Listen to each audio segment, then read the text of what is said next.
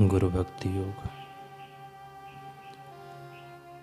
जो शिष्य अन्य किसी का विचार किए बिना एकाग्र मन से केवल अपने गुरु की ही पूजा करता है, वह श्रेष्ठ शिष्य है।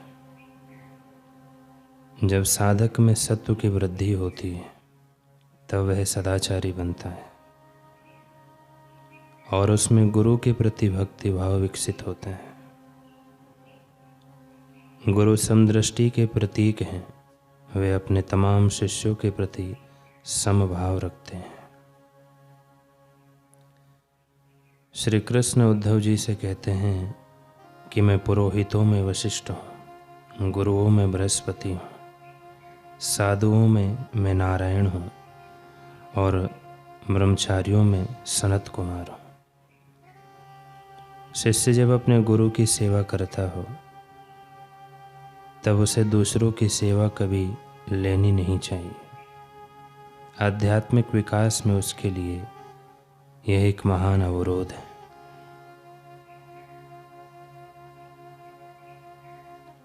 दूसरों को गुरु भाई बनाकर अपने गुरु का यश बढ़ाओ, गुरु भक्ति विकसित करने का यह राजमार्ग है। आप महान विद्वान एवं धनवान हों, फिर भी गुरु एवं महात्माओं के समक्ष बहुत ही नम्र होना चाहिए। शिष्य अधिक विद्वान न हो लेकिन वह मूर्तिमंत नम्रता का स्वरूप हो तो उसके गुरु को उस पर अनंत प्रेम होता है। अगर आपको नल से पानी पीना हो तो आपको स्वयं नीचे झुकना पड़ेगा। इसी प्रकार अगर आपको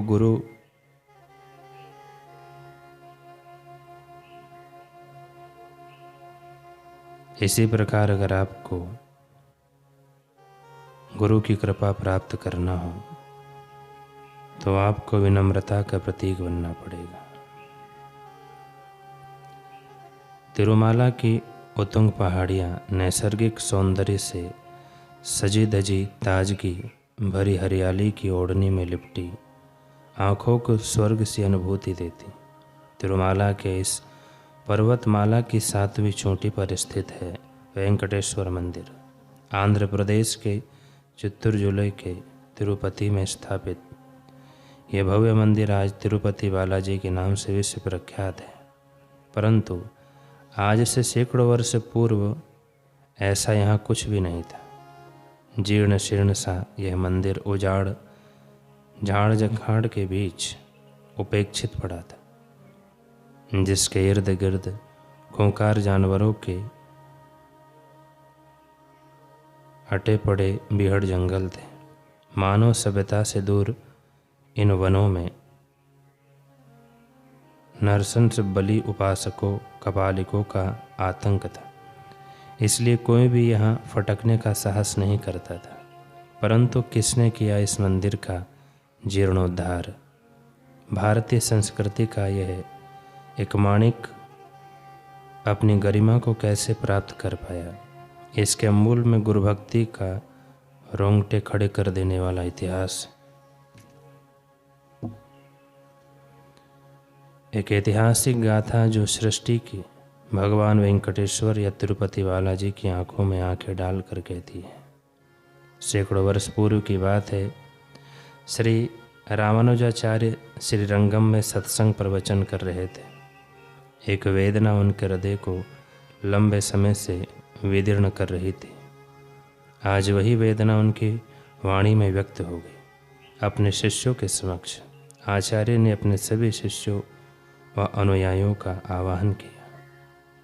सुनो, तिरुमाला में वेंकटेश्वर बिल्कुल अकेले हैं, कोई भक्त उन तक पहुंच ही नहीं पाता। क्या तुम में से कोई सेतु बनेगा?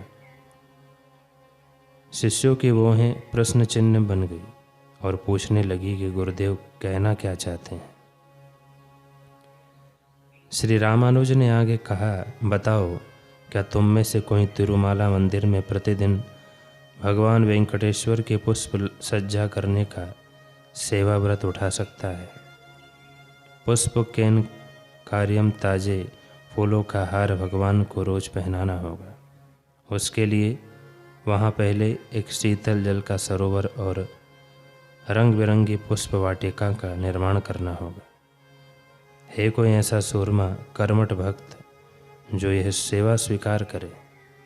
तिरुमाला के घनघोर वन, उसके चप्पे चप्पे पर जंगली जानवरों का खतरा, मंदिर तक पहुंचने का सकरा और दुर्गम मार्ग, मूलभूत जरूरतों का भी जहाँ अभाव है, जहाँ नरभक्षी कपालिक रहते हैं, वे सभी प्रतिकूल परिस्थितियाँ शिष्यों को चुनौती बनकर ललकाने लगी। इस ललकार में सद्गुरु का बुलंद आवाहन कहीं दब गया था।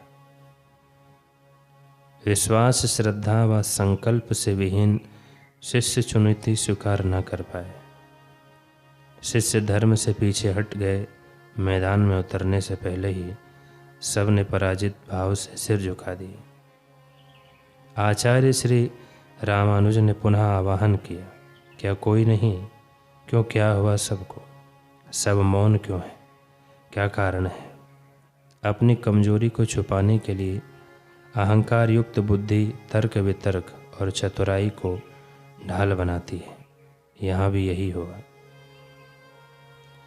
शिष्यों ने बनावटी भावातीत अपनाया और कहने लगे कि गुरुदेव, हम आपके स्नेहिल सानिध्य को छोड़कर कहीं नहीं जा सकते।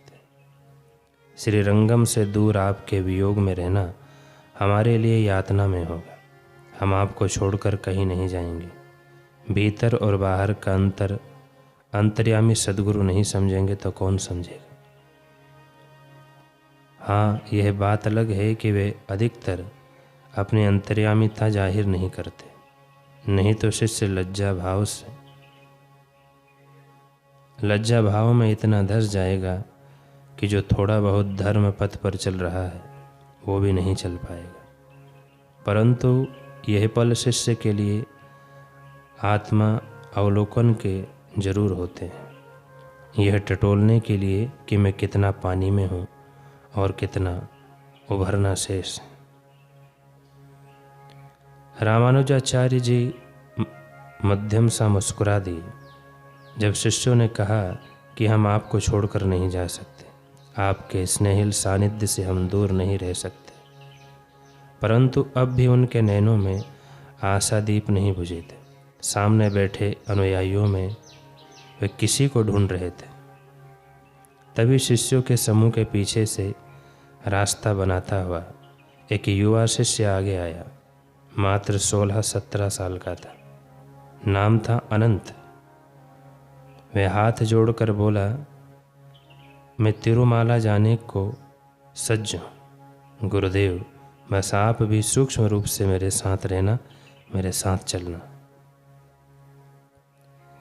श्री रामानुजाचार्य में प्रसन्नता की सघन घटाएं उमड़ पड़ी, जो गरज कर गई कि तो मेरा आन पिलाई, यानी असली मर्द वास्तविक पुरुष है।